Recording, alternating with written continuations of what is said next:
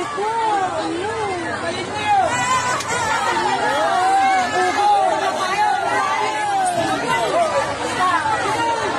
Manang Mayra.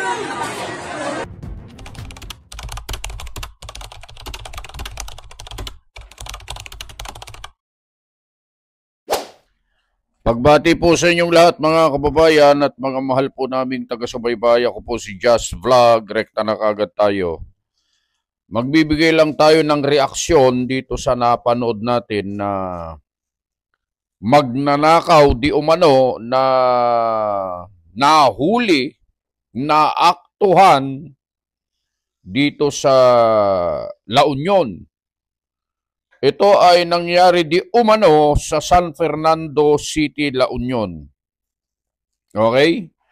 Gusto ko ipapanood muna po sa inyo ito at pagkatapos ay bibigyan natin ng reaksyon. Ito po yung video. Panoorin natin sabay-sabay.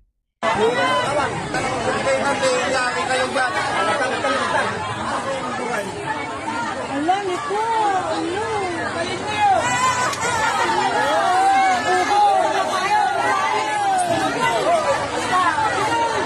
Manang Mayra.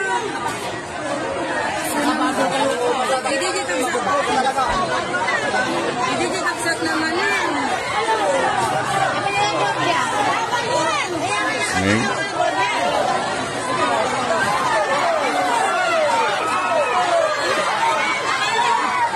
Binanugdan guys na yung binugbog da.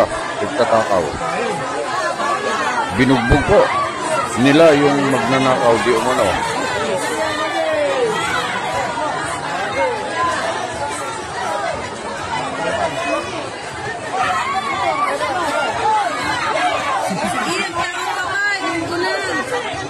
Gungunam.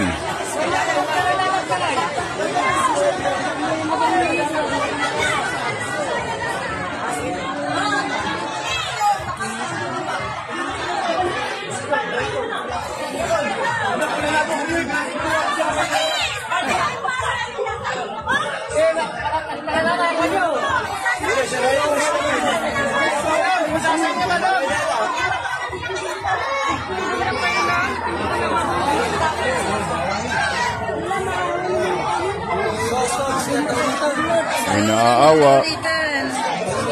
May nagsasabi na gungunam. Yun. Okay, so yun po yung video mga kababayan. Ito po ay nahuli nila na magnanakaw di umano. Hindi natin alam kung magkano yung ninakaw. Ang punto natin dito mga kababayan, kasi nagbasa tayo ng comment doon sa kung saan natin kinuha itong video ito. Credit po sa kung saan natin kinuha yung video ito. Kaya bibigyan natin ng reaksyon. Meron po kasi akong nabasa doon na comment na siguraduhin nyo lang, sabi niya, na nagnakaw nga yan. Kasi kung hindi, yung mga nanakit sa kanya ay kakasuhan. Merong sumagot doon sa comment na yon na hindi naman siguro sasaktan sa dialektong Ilocano. Handang nga dangran no awanti inaramid na wunusan nga nagtakaw kaslakas yay. So hindi nila sasaktan kung hindi talaga nagnakaw, parang ganun. Ano ang punto natin dito mga kababayan? Itong nahuli nilang nagnakaw, siguro naman na hindi naman siguro umabot sa 100,000 ang ninakaw nito o kaya 200,000 kaya o kaya 500,000. Hindi natin alam O kaya 1,000, 5,000, 10,000, hindi natin alam. Kasi nga po hindi po nabanggit doon. Pero ang punto natin dito mga kababayan, tingnan nyo to kapag ganito ang nagnakaw, sa ganung halaga, ganito ang ginagawa ng mga kababayan. Binubugbog nila, Kasi masakit talaga sa pakiramdam na ikaw ay manakawan. Eto, ang ninakaw dito, kaya nga sinasabi ko po sa inyo, hindi naman siguro aabot sa 100,000. O kung magkano man po ang ninakaw dito. O ninakaw niya doon sa pinagnakawan niya, mga kababayan. Ang punto natin, mga kababayan, ay maihahambing lang natin ito sa mga nangyayaring nakawan sa kaban ng bayan. Ano po, nakita nyo kung gaano yung reaksyon ng mga tao. Nakita natin kung paano nila trinato itong magnanakaw. Pero, yung mga magnanakaw po, na bilyon-bilyon ang kanilang nilakaw, halos umaabot pa ng trilyon, mga kababayan. Hindi ganito ang nangyayari, mga kababayan. Sila po ay dumadaan sa mga proseso kung ano-ano pa, samantalang si Juan na nagnakaw ng ganito lang kaliit na halaga, yung iba nga po, sardinas lang, o kaya noodles, o kaya bunga ng mangga, nakukulong kaagad, mga kababayan. Nakukulong kaagad. At ito ito sa pagkakataong ito, dahil sa naaktuhan nga po siya, nakita na siya ay nagnakaw, binugbog, kinuyog ng mga kababayan. Ano po ang gusto naming ipahiwatig po sa inyo? Yung mga nagnakaw ng bilyon-bilyon, mga kababayan, hindi po ganito ang nangyayari.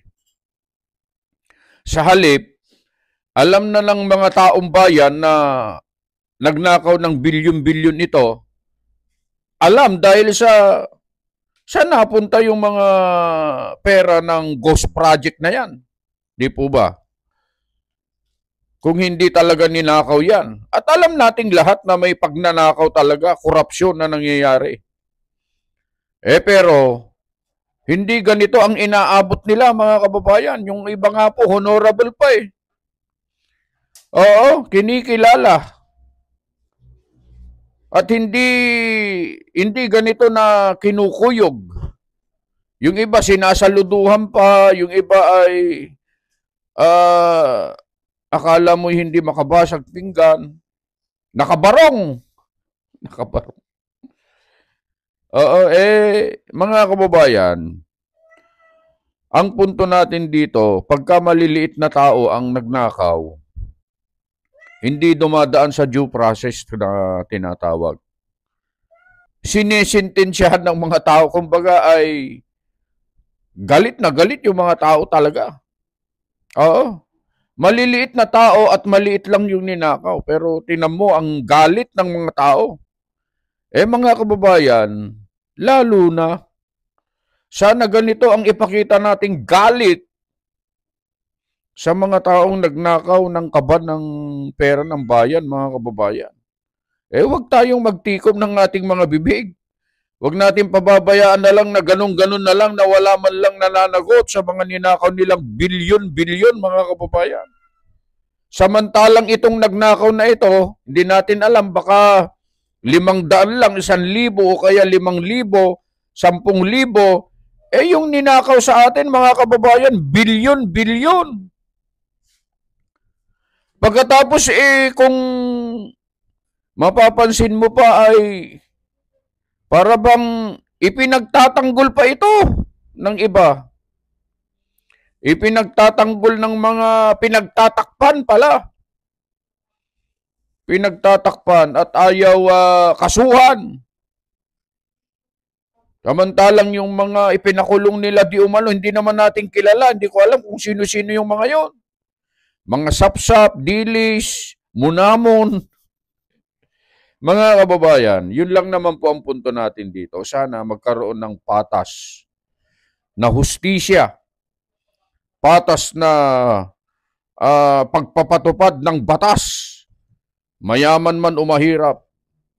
Sana ganun po ang mangyari sa ating bansa. Hindi yung may kilala mo at malapit ka dun sa nagpapatupad ng batas, absuelto ka na. Hindi po sana dapat ganun. Ganun po kasi ang nakikita natin ngayon mga kababayan. At ang malungkot pa dyan ay nililihis po nila.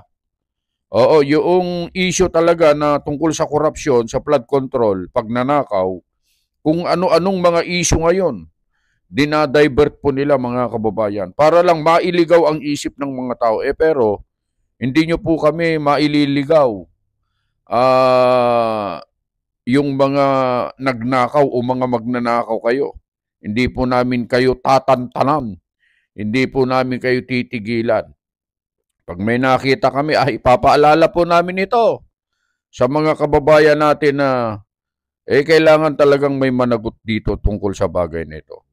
Yun lang mga kababayan, maraming salamat. Muli po ang inyong lingkod, Just Vlog. Bumabati po sa inyong lahat ng isang magandang araw, anumang oras kayo datnan at anumang oras po ninyo mapanood ang video nito. Lagi po kayong mag-iingat.